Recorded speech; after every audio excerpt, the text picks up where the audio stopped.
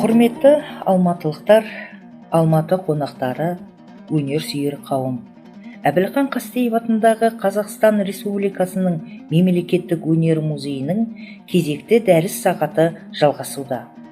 Сіздерді мен, Гүлнар Қуандыққызы Жұбаниязова, қазақ халқының киіз басу өнері туралы дәрісті көріп тыңдауға шақырамын. Киіз басу қазақ халқының ұлттық көркемдік ерекшелігімен сипатталатын қолданбалы өнердің бір түрі. Көне дәуірден бастап қалыптасып, бүгінгі кезде заманауи кәсіби өнерге айналған киіз басу өнері әлі де болса өзінің дәстүрлі нұсқасын жоғалтқан жоқ. О бастан тіршілік болмыста пайда болған киіз бұйымдардың көркемділігі, пішіні, түрлері, жасау әдіс-тәсілдері археологиялық қазба кезінде табылған жәдігерлердің көне нұсқалары куәлік етеді. Тарихты парақтар болсақ, Қазақстан территориясында Сақ, Үйсін, Қаңлы, Hun, Сармат тайпалары, оңтүстік Сібір, Алтай, Сырдария мен Амудария аймағы, Жетісу, Тянь-Шань жеріне дейін, сондай орталық және солтүстік Қазақстан, оңтүстік Орал аймағында мекен еткені тарихтан мәлім. Осы мәдени ошақтарда 20 ғасырдың бас кезінде айталық 1929 жылы зерттеуші тарихшы Михаил Петрович Грязин бастаған топтың Таулы Алтай Пазыр қорғандарына жүргізілген археологиялық қазбада біздің заманымызға дейінгі 5 ғасырға жататын сюжетті киіз кілемдер, тоқымдар, бас киімдер, байпақтар сияқты табылған жәдігерлер мәдени тарихымыздан сыр шертеді. Әрбір археологиялық жәдігерлерден басу, пішіндеу, жапсыру, сыру әдістерінің қалыптасуы дәріптеледі. Бұл жәдігерлер кенеп бетіне әртүрлі түске боялған жүндер басылып жасалынған киізден белгілі бір сюжетті қиып салып, үстіне сырып тігу тәсілімен жасалынған. Демек, ақ пен қара киізден өрнектерін біріктіре тігіп жасайтын сырмақтың сыры осында. Бүгінде бұл киіз бұйымдар ұрпақтар сабақтастығында мәңгі жалғасқан мәдениетіміздің өшпес ізі, ерекше дәстүрлі нұсқасы ретінде музей қорында сақтаулы. Оны халықтың генетикалық және қарым-қатынастық байланысты көрсететін дерек ретінде қабылданады. Қазақстан Республикасының музей-мұражайларында киіз бұйымдардың түрлері өте көп. Айталық еліміздің ірі музейлерінің бірі Әбілхан Қастеев атындағы Қазақ Республикасының Мемлекеттік өнер музей қорындағы өзіндік көркемдік композициясыменен, келісімді өрнегімен, дәстүрлі нұсқасымен ұлттық ерекшелікті сипаттайтын жәдігерлер 1970-80 жылдар аралығында Қазақстанның барлық аймақ өлкелерінде жүргізілген экспедициялық жұмыстар кезінде жинақталды. Қордағы 50 жылдардан басталатын киіз бұйымдардың көркемдік ерекшелігін, олардың тұрмыста қолдану негізін танып білуге, зерттеуге еліктіреді. Қордағы ерекше құнды экспонаттардың бірі ақ пен қара жүннен өрнектеліп басылған текеметтер өзгеше композициялық шешімде көркемделген. Бұл текеметтерде бітпес, құс қанат, қаңқа, омыртқа, қос мүйіз өрнектерді бір-біріменен үйлестіре үндестірген. Тіршілік болмысында орны бөлек текеметтердің бір түрі ол шетіне су өрнегі салынып, немесе өрнексіз басылған ақ текеметтер арнайы дайындалған.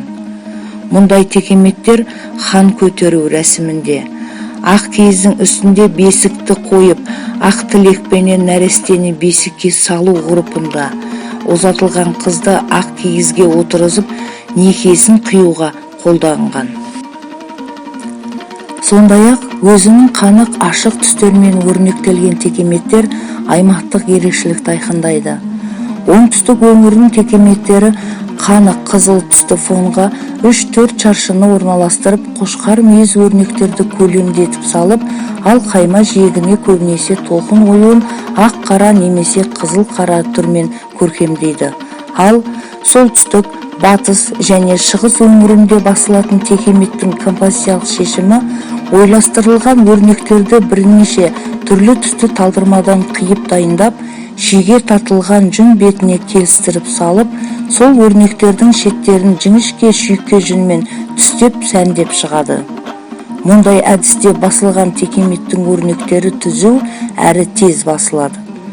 Текеметтердің көркемділігі және құрылымдық композициясы сиқырлы дүние тылсымын, ондағы руханилықты тіршілік болмысынан сыр шерткендей әсер аласың.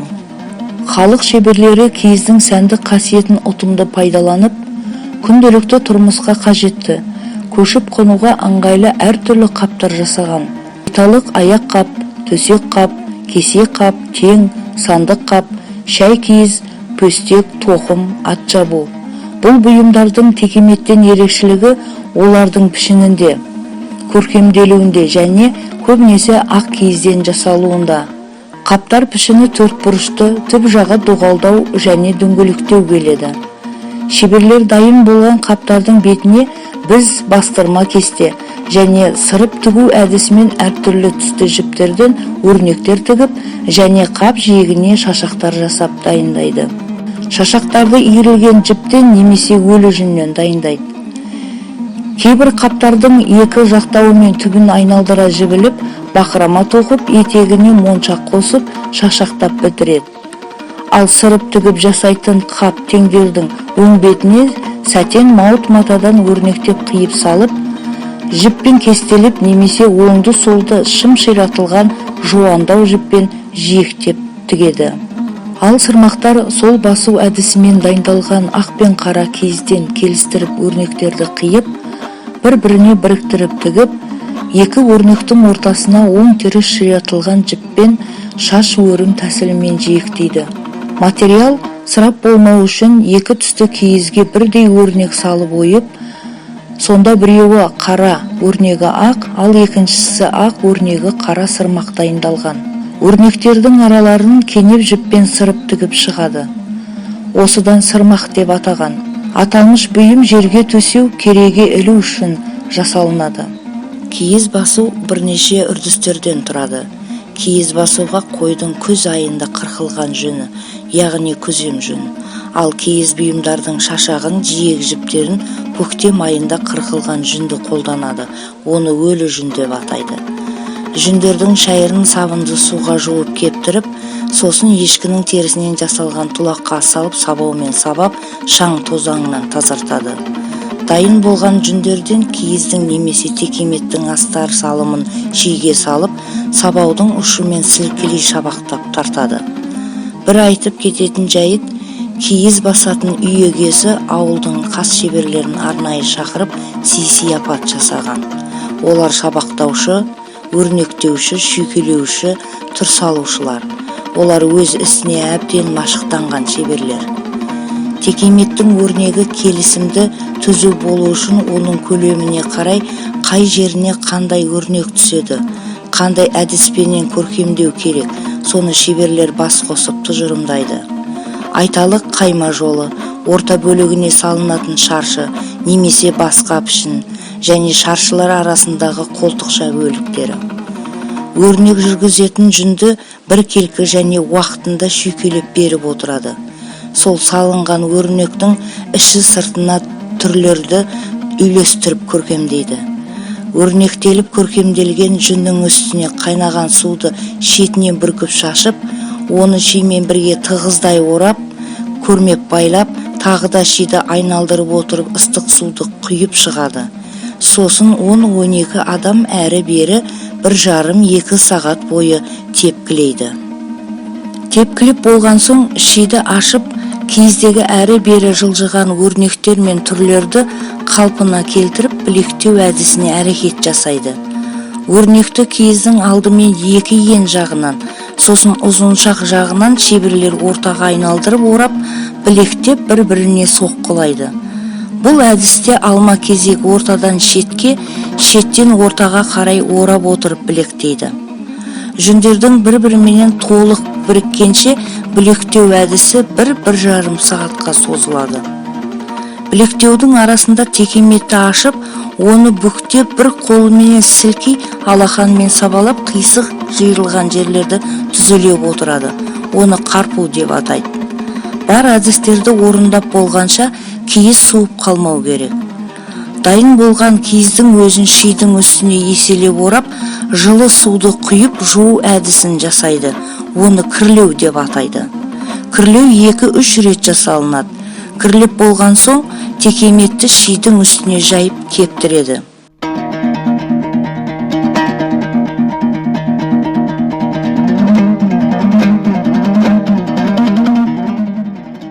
Құрметті көрермендер, бүгін қазақ халқының киіз басуы туралы толық мәлімет алдыңыздар деп ойлаймын. Енді осы дәрісімізді әрі қарай шеберлік сағатыменен жалғастырамыз. Киіз басу үшін біздерге әртүрлі түстегі жүндер керек, сабын, ыстық су, сонымен қатар шидің орнына біз целлофан қолданамыз. Бас бармақпенен жайлап жұлып алып, оны кәдімгідей жұп-жұқа қылып салып шығамыз.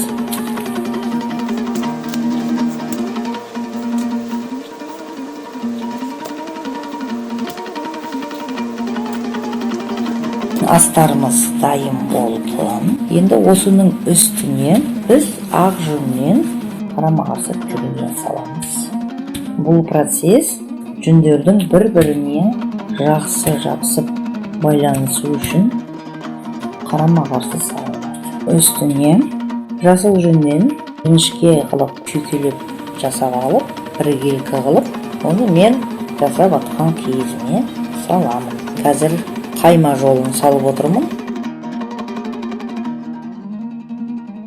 Шет жақтан сәл ортаға қарай қызыл түспенен шеткі оюды саламын.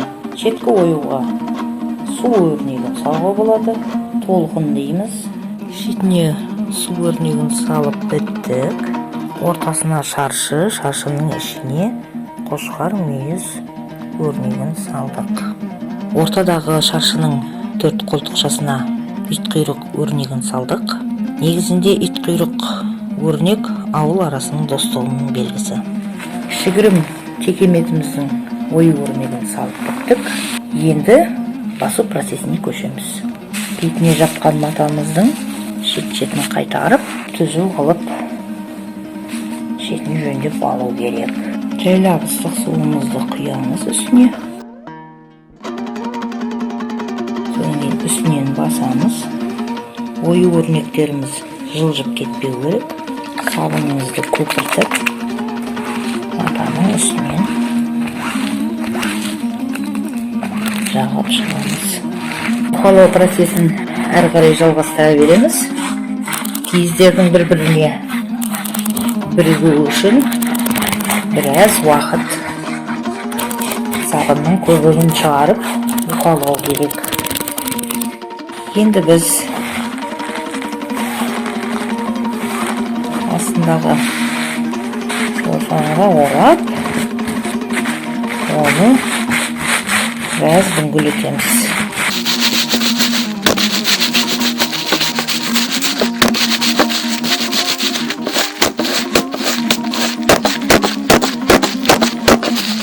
Целлофанның сыртынан матаға ораймыз да, тепкендей қылып айналдырып шығамыз. Айналдырып болдық. Енді киізімізді ашып көреміз. Шет-шетін түзіліп. Енді келесі процесс соқ-соқ жасау. Соқ-соқ жасауды қазіргі кезде шеберлеріміз жеңіл түрі әрі киіз тез басылу үшін бірінші мыжғылап аламыз. Содан кейін киізді соқ-соқ жасап айналдырып ұрып шығамыз. Ашып көреміз.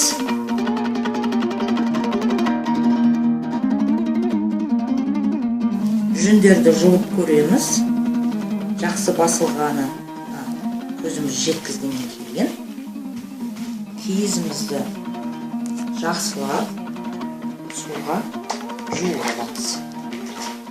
Сабынын кетіріп, бір-екі рет таза суға жуып тазалап аламыз. Дайын болған киізімізді қараймыз. Кем-кетігін түзелейміз. Астар жағын беткі жағын соқ жасап болғаннан кейін таза суға 1-2 рет жуып аламыз. Оны дәстүрлі киіз басу әдісінде кірлеу деп аталынады.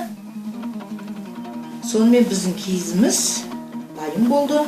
Кішігірім текеметіміз осыменен әдемі болып шыққанына көзіміз жетті. Қазақ халқының киіз басу өнері туралы лекцияны тыңдап, мастер-классты көргендерің үшін көп рахмет, ризашылығымды білдіремін. Халықтық өнерінің әрбірінде тәрбиелік мән жатыр. Айталық іс барысында ауыл шеберлерінің басы қосылып, әңгіме дүкен құрып, қазан көтеріп, соны тойды маңға айналған. Мұндағы басты мақсат тәжірибе алмасып, келешек ұрпақтың сабақтастығын ескере өнер туралы, оның жасаудағы дәстүрлі заңдылығын айтып, көкейлеріне кестелеген, сана ұғымына жеткізіп отырған. Бұл да халықтың әдеп ғұрыптық сипатына енген өнердің бір түрі десек те болады.